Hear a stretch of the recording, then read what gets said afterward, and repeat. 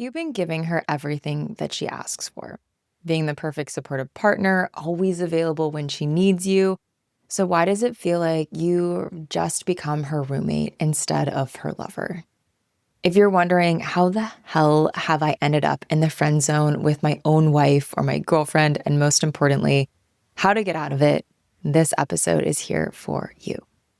Welcome back to The Naked Connection. This is the show that supports driven men to reach sexual mastery and build deep connections. What's up? It's Kirsten. And please, before we go any further, take a moment and hit that subscribe button so that you don't miss a single episode.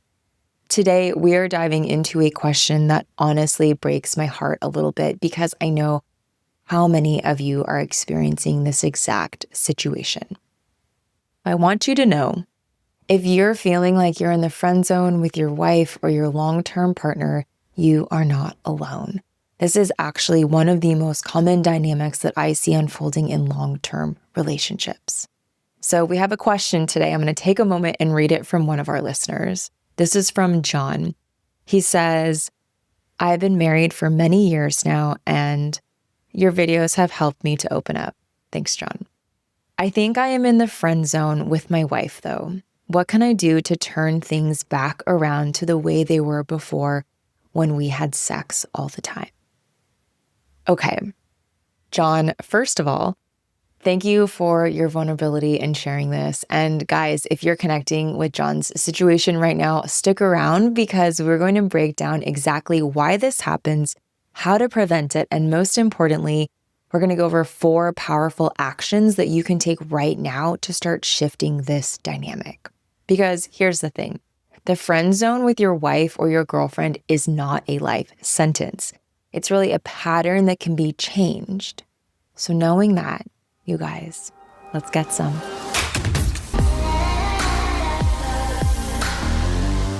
Guys, let's talk Father's Day. This is the one day a year when your woman isn't focused all on the kids and might give you that special attention you've been craving. But let's be honest, nothing kills the mood faster than an unkept situation down there.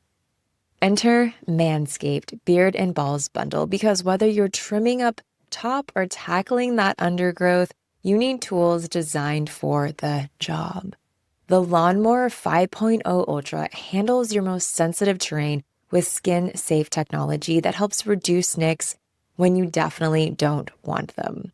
Meanwhile, the Beer Hedger keeps your facial game on point with 20 adjustable settings.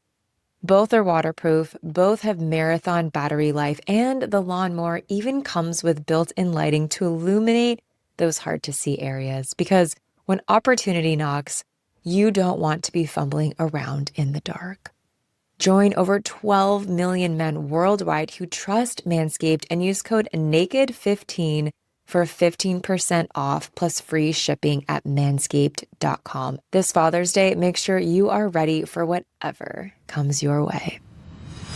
First off, let's talk about why this friend zone dynamic happens in relationships in the first place, because understanding why is going to give you the power to create real change. The friend zone in marriage typically develops when the masculine and feminine polarity between you and your wife starts to flatten.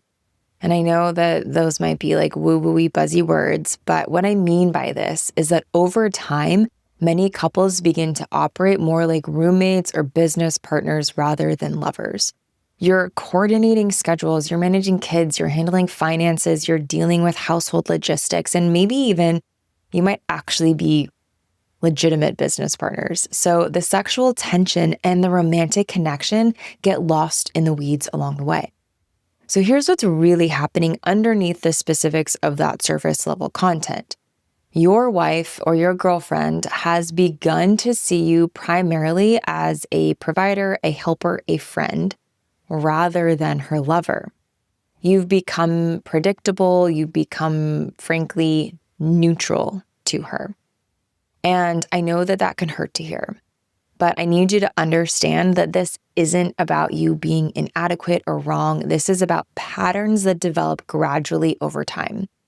Another factor is that many men, in your desire to be these good partners, you actually start over functioning in the relationship. Maybe you're doing more household things, you're planning date nights, you're asking for what she needs, you're trying to be this perfect supportive partner. It's like so powerful and intentional. And while these actions really come from love and care and desire for something else, they actually can kill attraction when they're not balanced with different leadership and presence. So a woman is naturally going to be drawn to masculine energy, not because we want to be dominated necessarily, but because we want to feel safe and excited. We want to feel that excitement that comes from being with a man who knows what he wants and isn't afraid to lead us there. When you're constantly accommodating, asking permission, and trying to please, you're actually operating from a more feminine space, which creates that friend dynamic rather than that lover dynamic. And the final piece as to why this pattern unfolds is that many men stop taking risks. You stop challenging your wife. You stop setting boundaries and saying no to her because you want to make her happy. You stop creating any kind of tension or unpredictability. And while this might feel like really loving and comfortable and nourishing, and you're just like, I want her to feel good and I want to give her all the things and I want to do all the things she wants, comfort is the enemy of desire. Desire requires some level of uncertainty, some level of edge, and really some aliveness. So now let's get into the meat of this. We're going to look at 4 specific actions that you can take to shift out of this friend zone with your wife or your girlfriend and step back into being lovers. So now let's get into the meat of this. We're going to go over 4 specific actions you can take to shift out of the friend zone with your partner. Number 1 is to create benevolent disruption. Your girl has gotten really comfortable with the predictable version of you. She knows often exactly what you're going to say, how you're going to respond, what you're going to do. She might even know what you're thinking. And comfort, while really nice, is not sexually exciting. You need to become a little bit more unpredictable again. This doesn't mean being an asshole or creating chaos or going dark on her. It means creating what I call benevolent disruption. That is positive surprises that shake up her experience of you.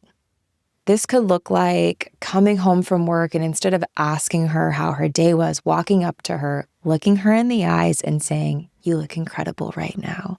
Then giving her a kiss and walking away. Or it could be deciding on a Saturday morning that you're both going on an adventure. You pack a bag, you get in the car, you don't tell her where you're going until you get there. Whatever this flavor of disruption and difference is, take action on that for yourself. The key here is that these actions come from your desire and your leadership, not from a place of trying to please her or get something in return. You're not doing this to earn points or to make her happy. You're doing this because you genuinely want to, because it excites you, and because you're choosing to create more aliveness in your relationship and in your life. The second action is to reclaim your presence through boundaries. The friend zone often develops because you have stopped having any edge or boundaries. You've become accommodating, so then there's no tension left in the relationship. Start saying no to things that don't align with what you actually want, even small things. If she wants to watch a chick flick that you're not interested in or some trash reality television, instead of automatically agreeing, say, "I'm not feeling that one tonight. How about we do insert something that you actually want instead?" Or how about you watch that and I'll spend some time reading and we can connect later. Create space for your own needs and preferences without apologizing for them. This doesn't mean being difficult. It means being authentic about what you actually want rather than constantly deferring to her preferences. It is okay to say no.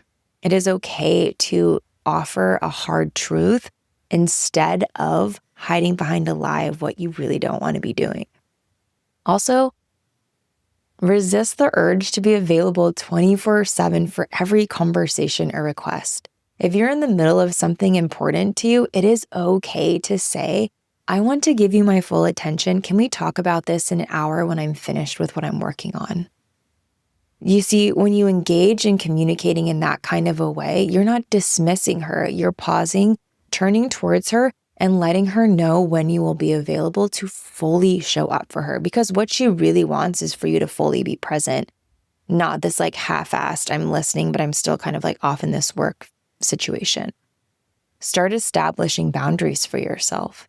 And this reestablishes you as someone with your own agenda and desires rather than someone whose entire resistance revolves around accommodating her.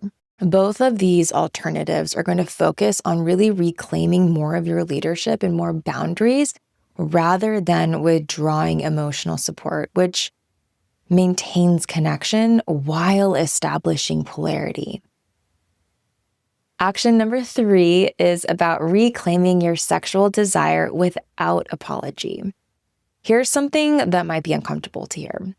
If you are in the friend zone with your woman, if you are in the friend zone with your girl, you probably learn to hide or apologize for your sexual desire.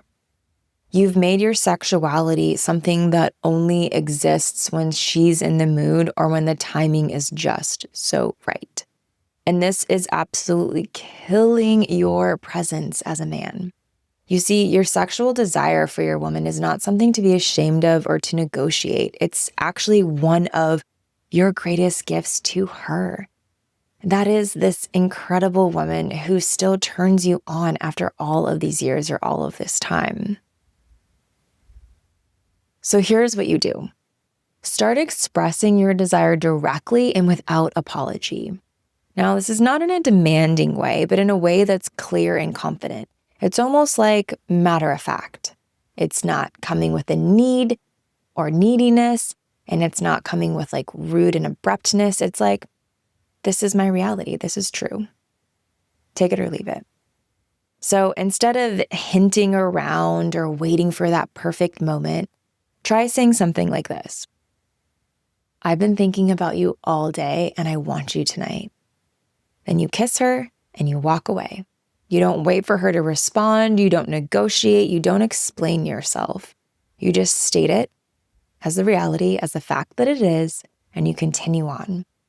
See, this isn't about pressuring her or making her feel guilty if she's not interested either. It's about you owning your desire and not making it her problem to manage. It's not like dumping it on her. It's just saying, this is where I am. And when you express your desire confidently and then you give her space to respond, you're actually creating the kind of presence that can reignite attraction.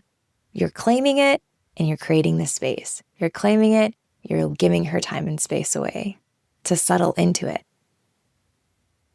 Action number 4, and this is an important one, is to develop your own life and passions.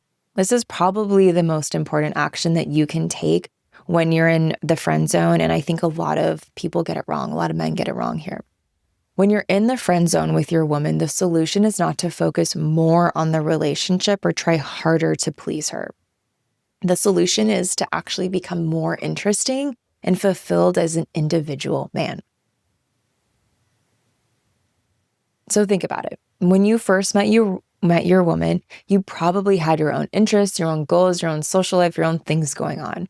You were building something, you were creating something, you were pursuing something that lit you up.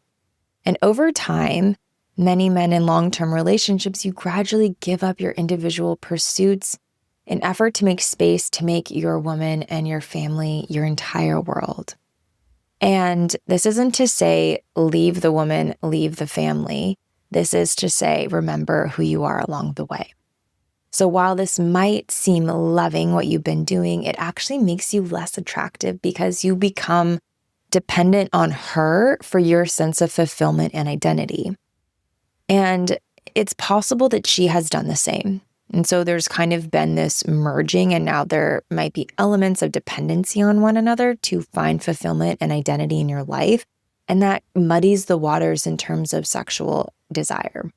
So she can feel this dependence, and it creates pressure on her as well to be your entire source of happiness and excitement. And that pressure doesn't always feel good. So instead, start pursuing something that genuinely excites you. This could be a new fitness goal. It could be learning an instrument. It could be starting that side hustle business. It could be developing a new skill set or reconnecting with old friends. The key is that you're doing this for you. Not to make her jealous or to get her attention. You are taking action to fill your life for you. Now, when you're genuinely engaged in your own growth and passion about your own life, you naturally become more magnetic to your woman. You have your own energy source rather than trying to draw energy from her. You become someone that she wants to connect with rather than someone who needs her validation.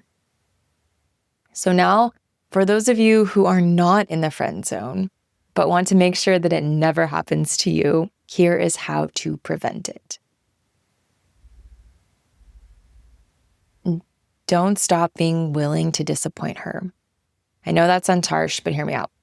The moment you make her happiness more important than your own integrity and desires is the moment that you start down the path towards friend zone. This doesn't mean being selfish or inconsiderate. It means maintaining your own standards and boundaries even when she's upset about it. So keep taking risks in your relationship. Don't let things get too comfortable or predictable. Continue to surprise her, to challenge her thinking, to introduce new experiences for both of you and for yourself. Again, comfort is the enemy of desire, and you want to maintain some level of positive tension and unpredictability. And this isn't just for her, this is for you as well. Maintaining that aliveness in your relationship is going to feed you too. Maintaining as well your individual identity and goals throughout the relationship. Never make her your entire world. I think when we make one thing our everything and all, it puts so much pressure on it, and that if there's ever an ounce of something not going right or being disappointing, then the whole world crushes, and that's a lot of pressure.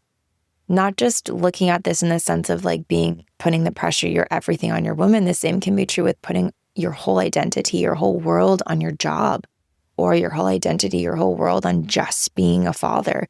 Like if that doesn't go perfectly, then who are you? Then what have you become? It's really, really challenging to navigate yourself in those kind of waters. So keep growing. So keep growing, keep building, keep pursuing your own goals and interests. And this keeps you interesting and prevents that codependent dynamic that really can kill attraction. And finally, never stop expressing your desire for her directly and confidently. I think that this might be just like one of the most important things that you can do, especially if sex is like not on the table anymore, if you're finding yourself in the friend zone.